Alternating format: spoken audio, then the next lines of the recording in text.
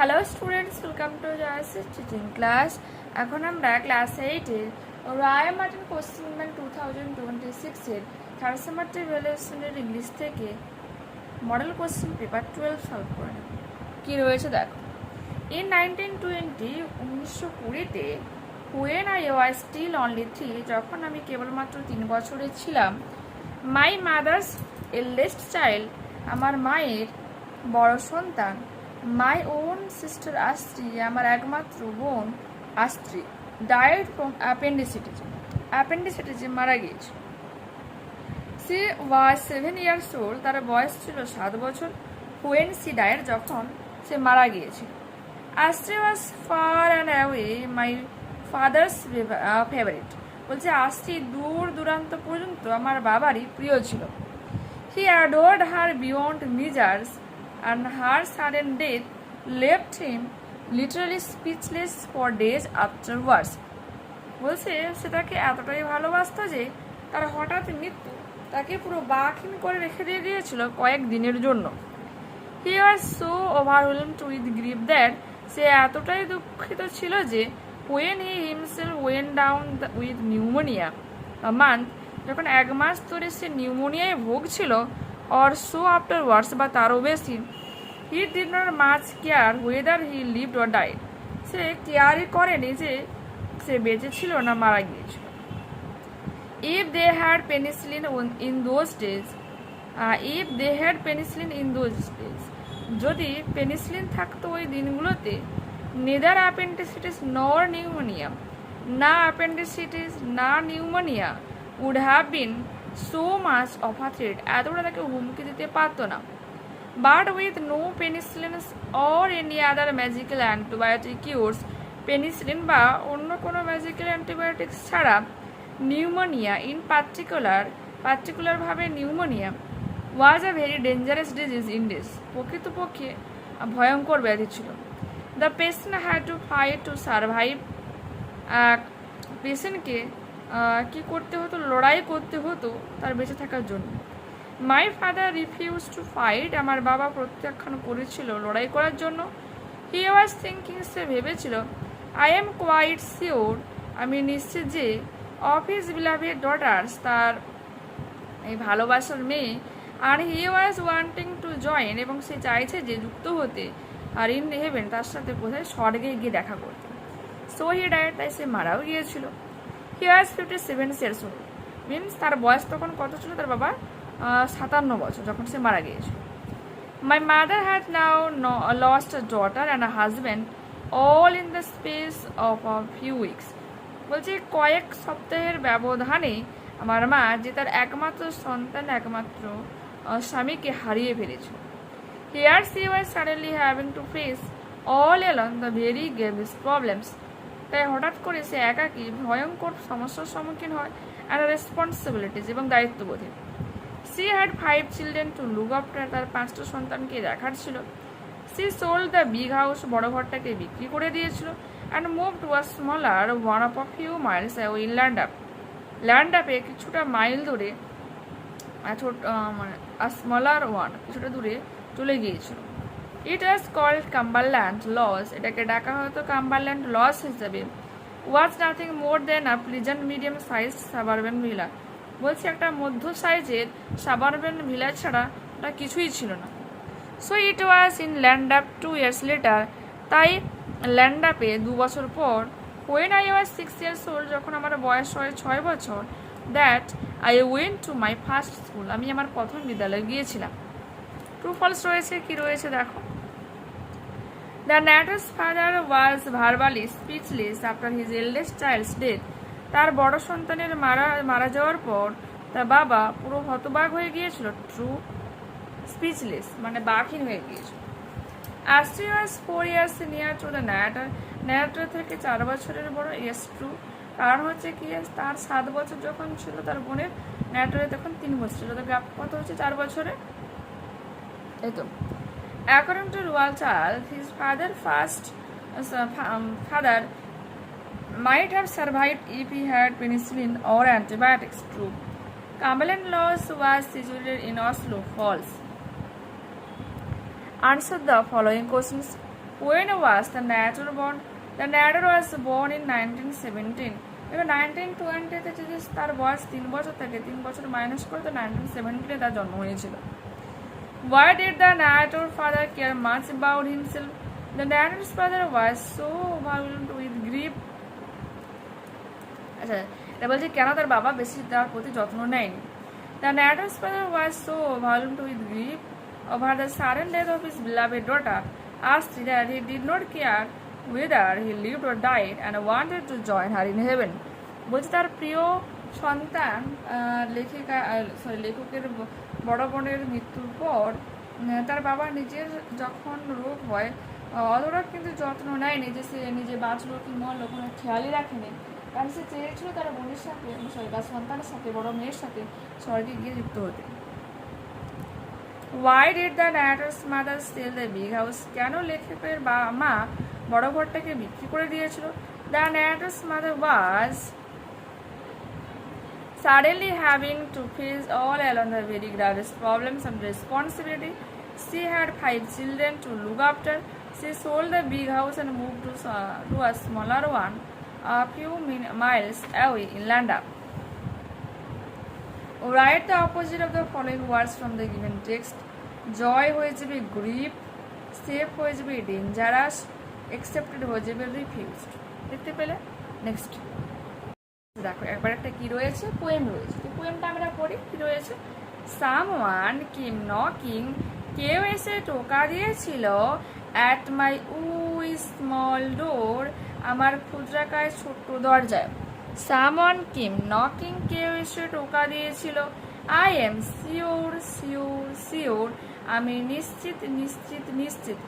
I listened, I opened, আমি শুনেছিলাম, আমি খুলেছিলাম। I look to left and right, আমি বামে এবং ডানে তাকিয়েছিলাম। বাট নট দেয়ার ওয়াজ এ স্টায়ারিং, সেখানে কোনো রকম নিস্তব্ধতা ছিল না। In the still dark night, এই নিস্তব্ধ একেবারে অন্ধকার রাতে। অনলি দ্য বিজি ব্যাটল, কেবলমাত্র ব্যস্ত গুবরে পোকা। ট্যাপ ট্যাপিং ইন দ্য ওয়াল, দেওয়ালে টোকা দিচ্ছিল। অনলি ফ্রম দ্য ফরেস্ট, কেবলমাত্র জঙ্গল থেকে। দ্য স্ক্রিচ আউটস কল, বলছে লক্ষ্মী পেঁচার ডাক শোনা যাচ্ছিল। অনলি দ্য ক্রিকেট হুইসলিং, কেবলমাত্র ঝিঝির ডাক শোনা যাচ্ছিল। ওয়াইল দ্য ডিউ ড্রপস ফল, যখন শিশির বিন্দু পড়ছিল। So I know not who came knocking at all at all at all, সর্বোপরি কে এসেছিল আমি তা জানি না। ঠিক আছে, choose the correct alternative to complete the following sentences.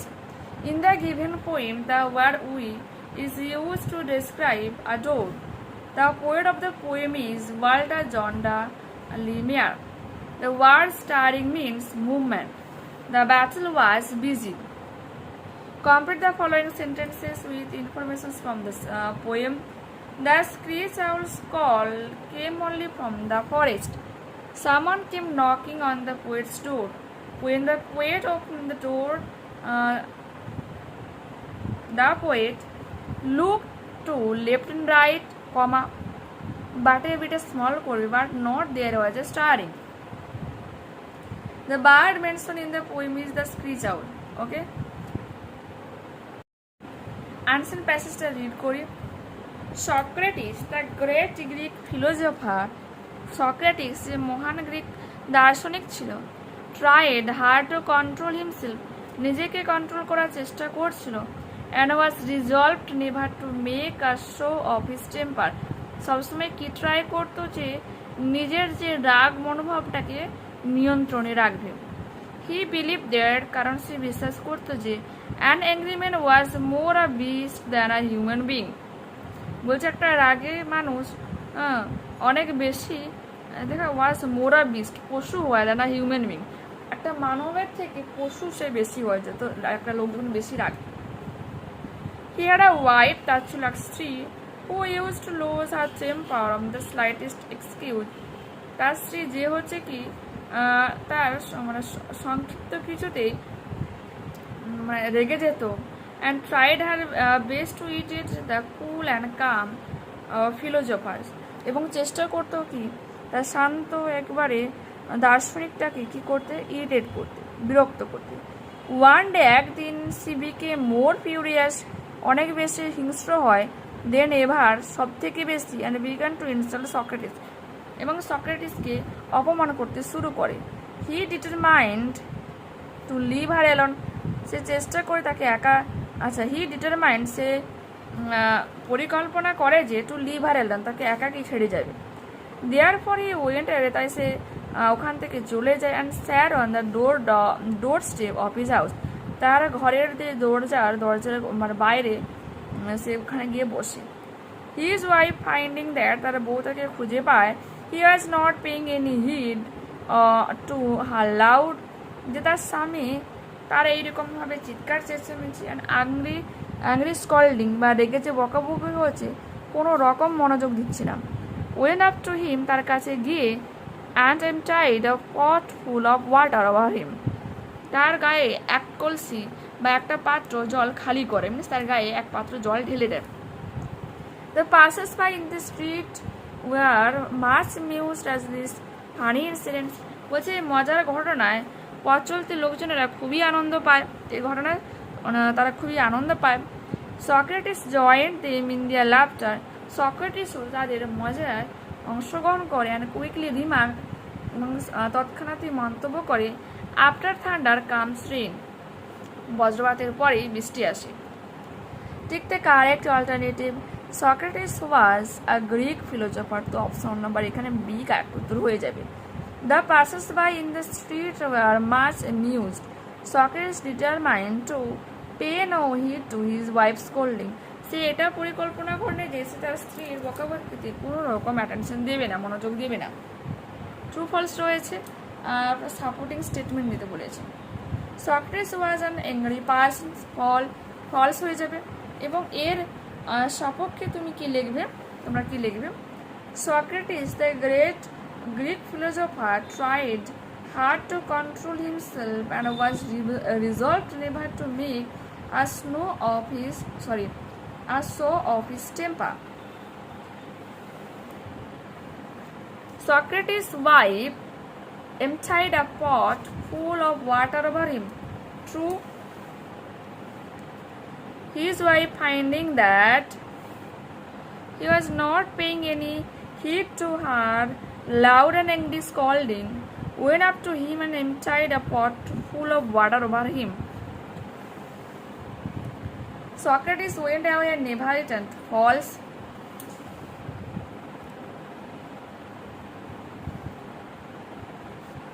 Therefore, he went away and sat on the doorstep of his house. Answer the following questions. How was Socrates' wife? Socrates' wife used to lose her temper on the slightest excuse and tried her best to irritate her cool and calm husband. What did Socrates believe? Socrates কিসে বিশ্বাসী ছিল? হির জায়গায় আমরা কি লিখব? Socrates. Socrates believed that an angry man was more abased than a human being. Man বলেছে, not man. Okay. ভালো।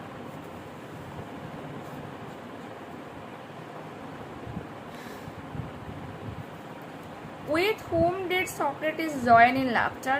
Socrates joined in laughter with the passers-by in the street. What was his final remark?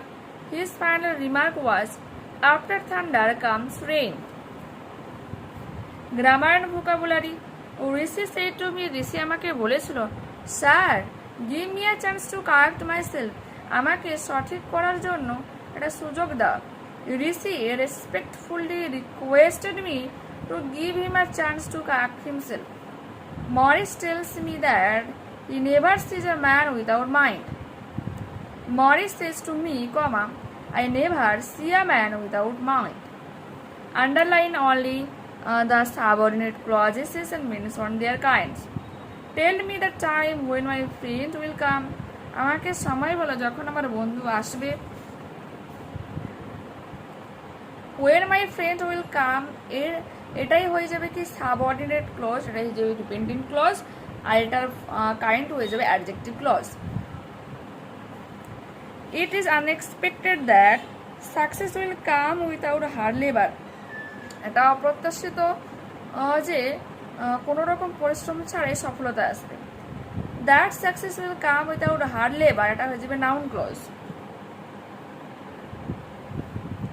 Transform the following sentences as per direction turn into a simple sentence. Hirman admitted that I was right. Hirman এটা স্বীকার করে যে আমি সঠিক ছিলাম। Hirman admitted my rightness. Joseph's opinion was not granted by the judge. Turn into a complex sentence using noun clause.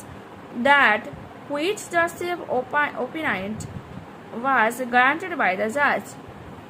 Rewrite the sentences using the antonyms of the underlined words. The globes are made of real leather.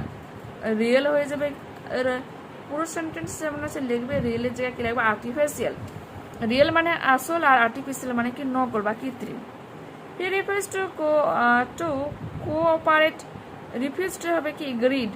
Fill in the blanks with proper verbs in agreement with the subjects. Physics is his favorite subject. এখানে is হয়ে যাবে, ঠিক আছে। Physics তার পদার্থবিদ্যা তার প্রিয় subject, প্রিয় বিষয়। নেদার শ্রীকান্ত নর হিজ প্যারেন্ট ওয়ার ইনভাইটেড। না শ্রীকান্ত না তার বাবা মাকে ইনভাইট করা হয়েছে। Next, add suitable prefix or suffix to the words given in the brackets to complete the sentences meaningfully. Then with a blink the fairy disappeared, leaving a beautiful dress behind. Appeared এর prefix এর হলো disappeared. He be careful while climbing the stairs. care থেকে careful হলো।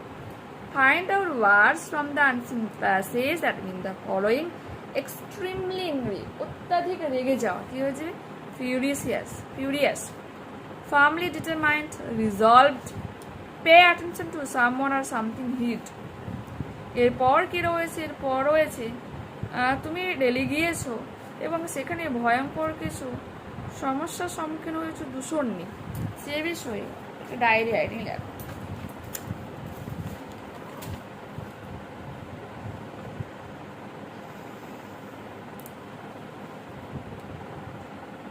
Title কি দেবো? A bad day in Delhi, দিল্লিতে একটা খারাপ দিন।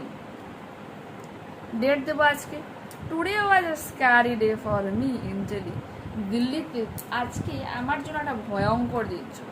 As soon as I came out of the rail station থেকে যত শীঘ্র আমি বেরিয়ে এসেছিলাম, I saw a thick layer of smog everywhere, আমি দেখেছিলাম চারিদিকে ঘন ধোঁয়াশার একটা স্তর। স্মগ মিনস ধোঁয়াশা, ধোঁয়া আর কুয়াশা মিলে হয় কি ধোঁয়াশা। দ্য এয়ার স্মেলড ব্যাড, বাতাসের গন্ধ খুব বাজে ছিল। বার্ন্ট মাই আইজেস, আমার চোখ বুঝে নয় জ্বালিয়ে দিচ্ছিল। I started cupping and had travel breathing, আমি কাশতে শুরু করেছিলাম এবং শ্বাস নিতে আমার সমস্যা হচ্ছিল। ফুল স্টপ দেব। My father quickly bought a mask for me to wear, আমার বাবা শীঘ্রই একটা আমার জন্য মানে আমার পরিধানের জন্য একটা মাস্ক বা মুখোশ নিয়ে এসেছিল।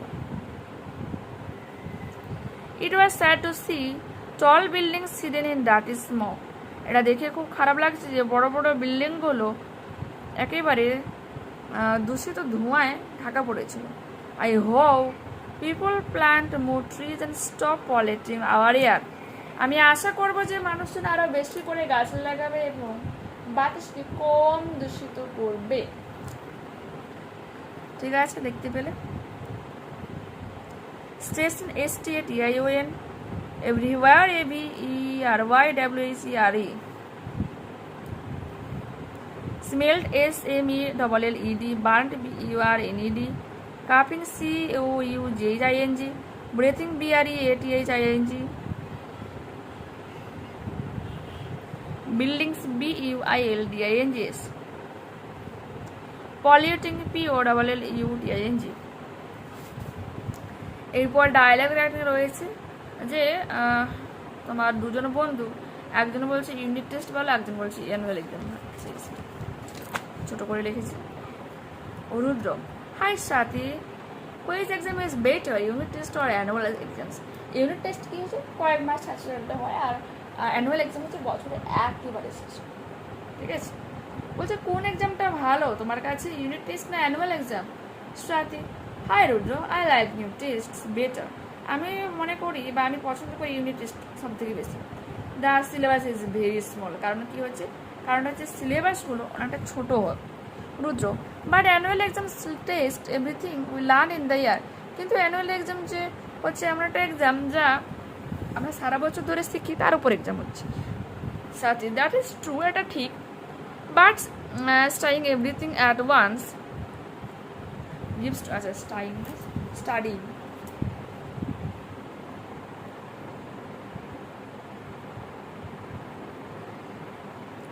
কিন্তু এরকমভাবে একসঙ্গে এত কিছু পড়া সত্যি স্ট্রেস দেয়। Unit test are easier to pass. Unit test হচ্ছে পাস করার জন্য খুব সহজ একটা উপায় রুদ্র। আই এগ্রি, আমিও সহমত প্রকাশ করছি। ইউনিট টেস্ট সেলফ আর স্টাডি রেগুলারলি উইদাউট ফেয়ার। ভয় ছাড়াই প্রতিদিন আমাদেরকে পড়তে সাহায্য করে। সাথে ইয়েস, হ্যাঁ ওটাই তো বললাম।